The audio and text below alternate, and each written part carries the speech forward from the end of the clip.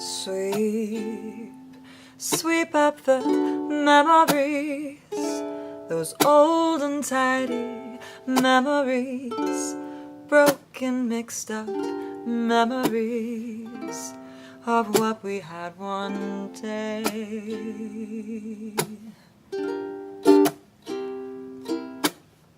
Sweep, sweep up the nonsense, that crazy, happy nonsense. This world's too old for nonsense. Sweep, just sweep it all away. Everything in a state of grace, everything back in its proper place. No more rainbows for us to chase, no more games to play. Sweep, sweep up the laughter. There's no more time for laughter, at least not until after I come back.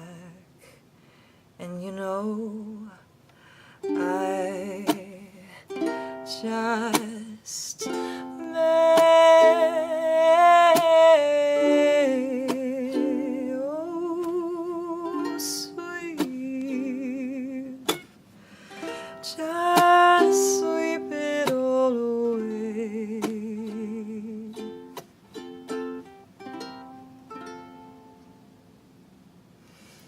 That song is shockingly close to my heart, and I don't even know why, really. It's not a song that I even knew existed until about a month ago, and I only know it because of a lesson that I did in my classroom with my kids. About 2 weeks ago, it was literacy week at our school, which means there's a big push for things that have to do with literature and reading. We had a literacy night where my kids all sang songs about Dr. Seuss. So as part of the lessons, when I was teaching them the songs that they would sing, I read them The Cat in the Hat and then played them the 1971 Cat in the Hat after school special thing.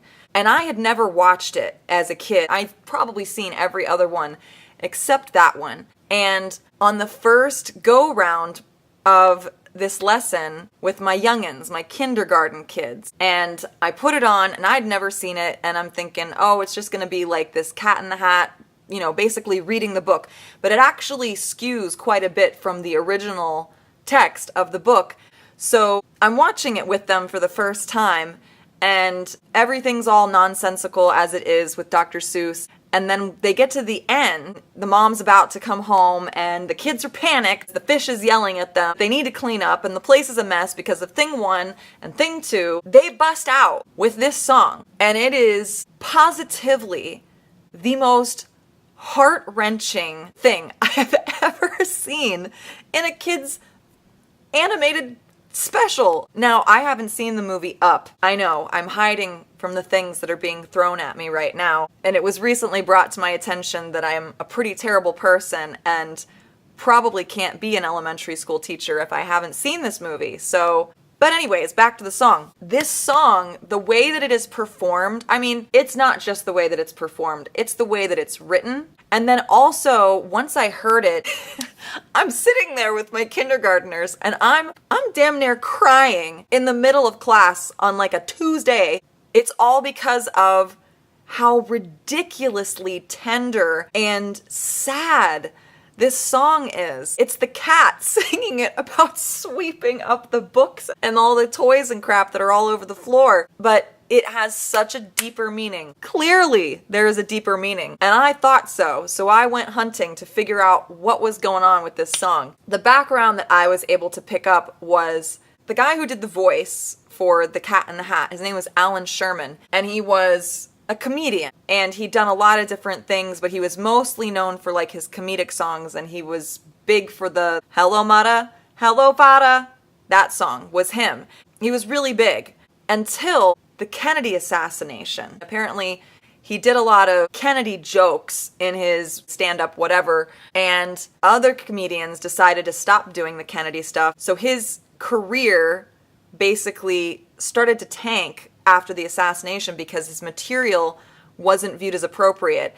I guess it just kind of snowballed after a couple of other things, and all of this ended up with him becoming an alcoholic, basically not having a career other than doing voices for these animated things. So this Cat in the Hat in 1971 was like one of the last things that he did. And at the time, his wife had filed for divorce. He lost the custody of his kids, and he didn't have a career. So all of this is happening as subtext in the background of this 1971 Dr. Seuss special. When you listen to him do it, the way that he sings it, it is so sad, profoundly gut-wrenching. Maybe I'm just an empath that seeks tears from every crevice of the internet, but that's what I glean from it.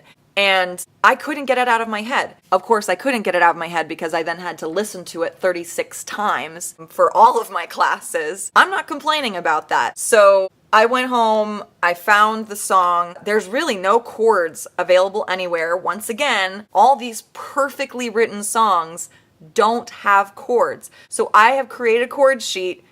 Get the link down below for that. There will be some kind of Dr. Seussy kind of doodle on there. These are the chords as best as I can figure, as best as they work for ukulele, for sure. And I don't even really think that it's well done on ukulele. I think that it needs to be done on piano or, you know, fully arranged, because there's the whole song, there's just so much rubato.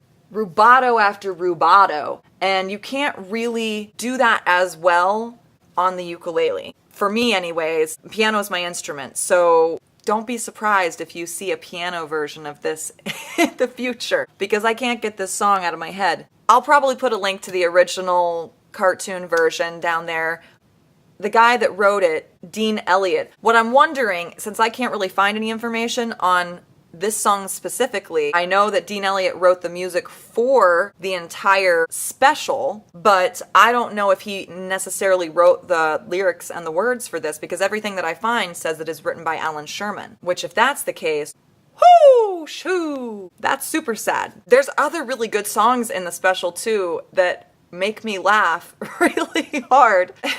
When the fish gets all upset about everything that's happening, and the cat goes up to him and says something like, "Poor little crinkle fish. Your heart's so bumpy wumpy."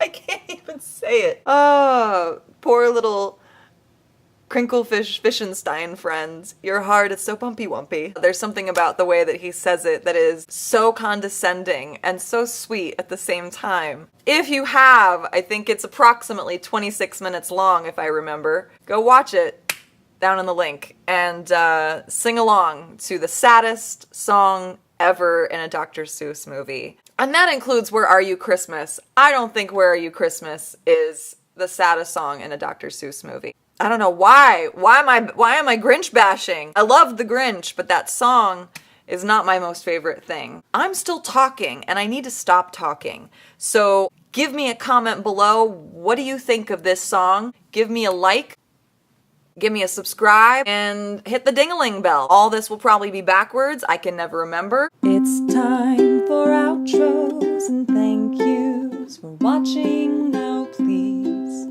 like and subscribe. Please validate my existence by coming